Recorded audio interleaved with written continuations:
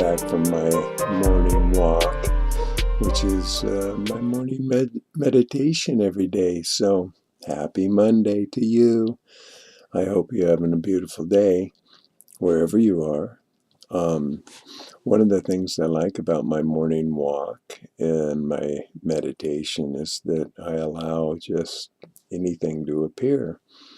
And so it was interesting this morning. I'm now on my 100th day of my urine therapy and my 8th day of my no eating fast. So I'm feeling really good, and my future's looking bright. And so I started thinking about my past a bit, and I was really thinking about all the addictions and different things that I've had to overcome in my life. And it all started really early for me as a survival mechanism at a very young age. I was the youngest of 5 boys, and I took a lot of abuse, really. And so lying, cheating, and stealing became an MO for me. And it was just survival. And, so I found myself like, I can remember being busted like twice by the time I was 5 for stealing candy from the grocery stores. And, sugar was definitely, absolutely my first addiction. And it didn't take long before that was followed by cigarettes. I started smoking cigarettes at 8 years old.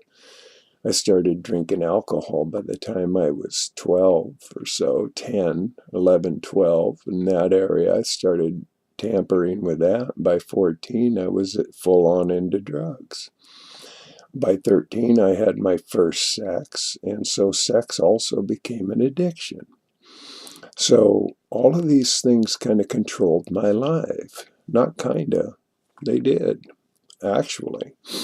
And so throughout my entire life, I've been run by these things. And it's really interesting what's happening now, because I'm just stripping away and stripping away and stripping away. And, everything was always based on, my ego, my wanting to fit in or, somehow be accepted. That was important to me. So I did all these things as a part of, like, I don't know, it seemed like the right thing to do, I guess, at the time. And it railroaded me, quite frankly. Now, I've had, really more relationships than I really want to really admit to. But, I had 3 wives, 3 divorces, raised 3 kids, had 1 vasectomy, and I can't even mention how many people I've lived with and had long, relationships with.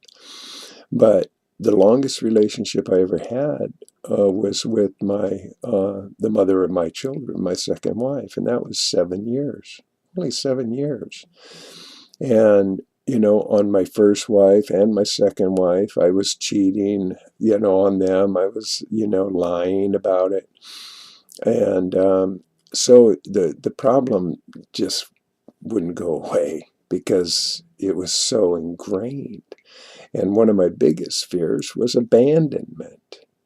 Now, abandonment was just, something that ran my life up until last year. I finally had a breakthrough. In November, I finally got to the core of what that was about. And it really had to do with my brother. My brother took his own life in 1980, and he was just older than me. He was a genius. He was a savant, a musical genius, and just extremely talented and far out. I mean, my brother was just like, wow, far out. And I admired him. I adored him. I looked up to him. And I always got dissed by him. As a kid, I just, I was always the tag along that they'd ditch. And, so it was really like it started early. And then finally, by the time I was in my late teens and into my 20s, I finally started having a relationship with him for the first time, a real relationship where we felt like we were like brothers and on track. And then he goes and kills himself. And so he went away again. And I finally realized that that was really the core reason of my abandonment. It had nothing to do with my mother or father or anybody. It was really about my brother. And I finally came to that realization. So I freed myself. And that was amazing. Now, the reason all these things are important and why I'm bringing them up, because everything has to do with addiction and how we detoxify ourselves. We have to get into the detoxification. And it becomes the art of letting go. Because as long as these things control us, we'll never be free.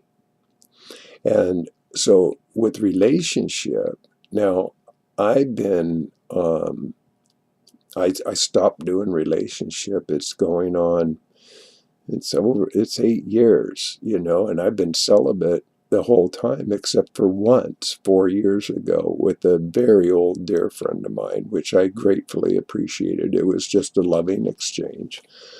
But by and large, I have not been in relationship, and I've remained celibate for 8 years. And I felt that that was an important healing process.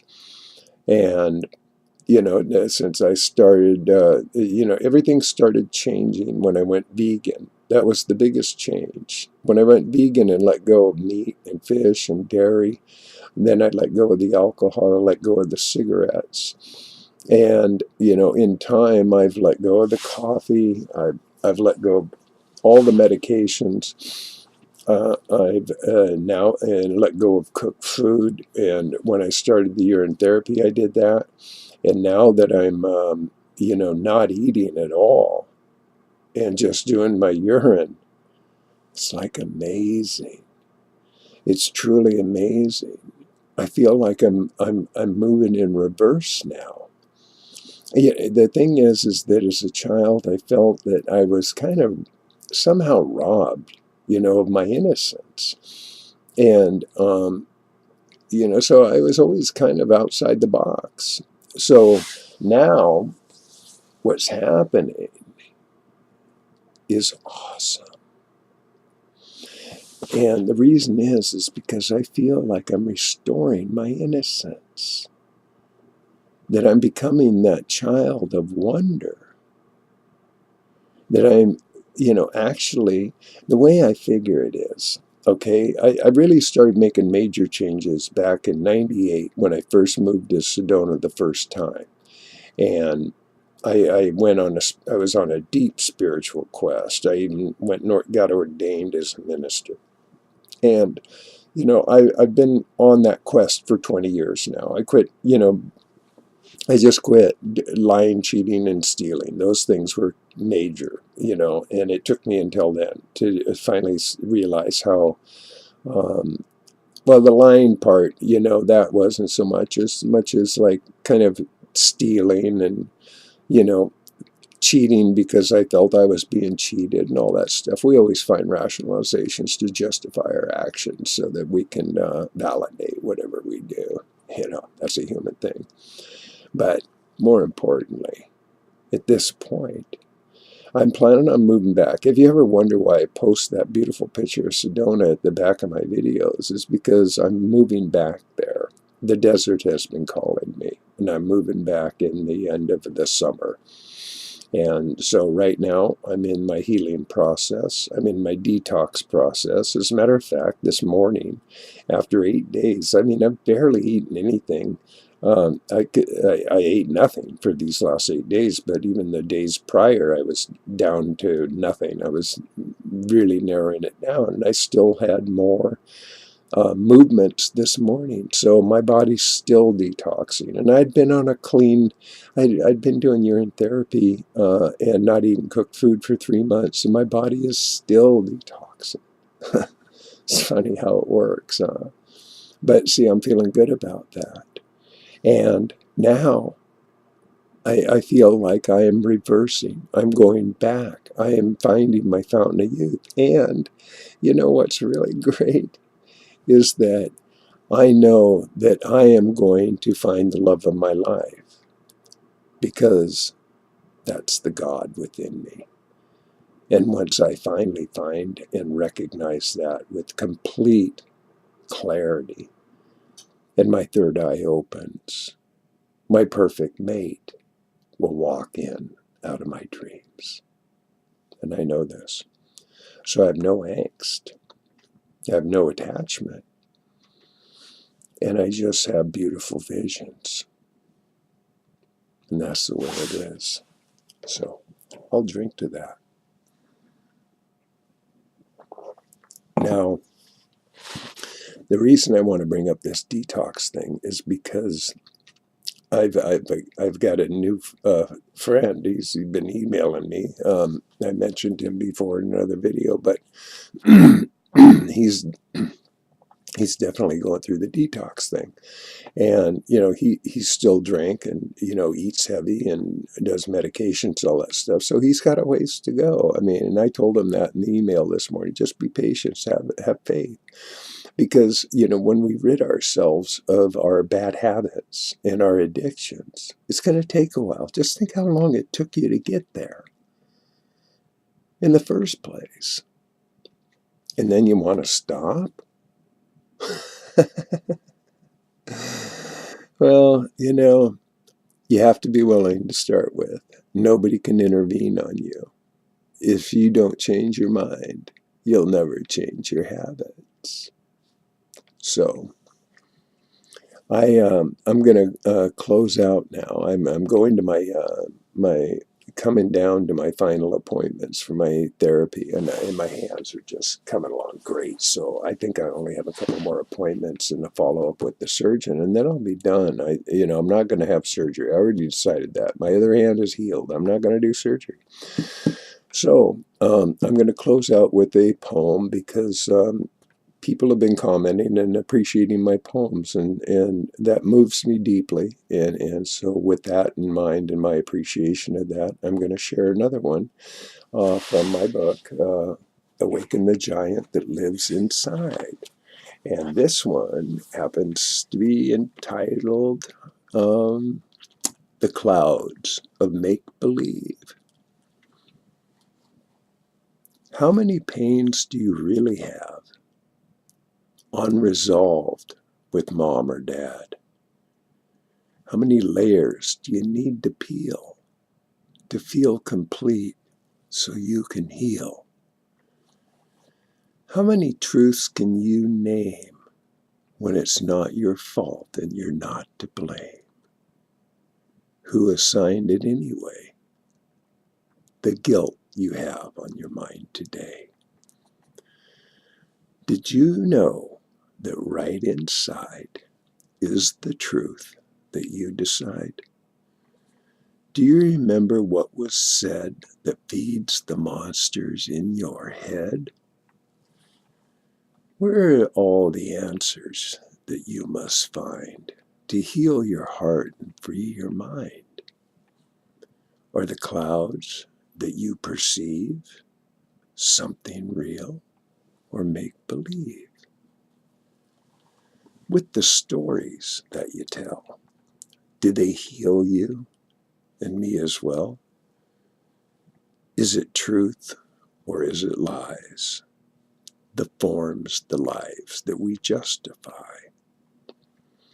Do you ever make the time to pray to God and feed your mind? Can you live inside your skin? You'll only know when you look within. And so there it is.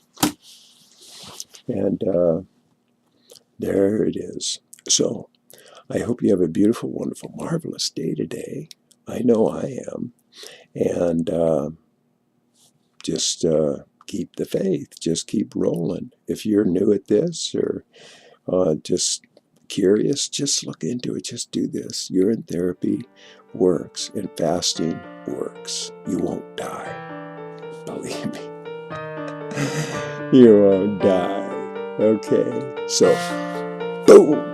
You've just been loved. See you soon.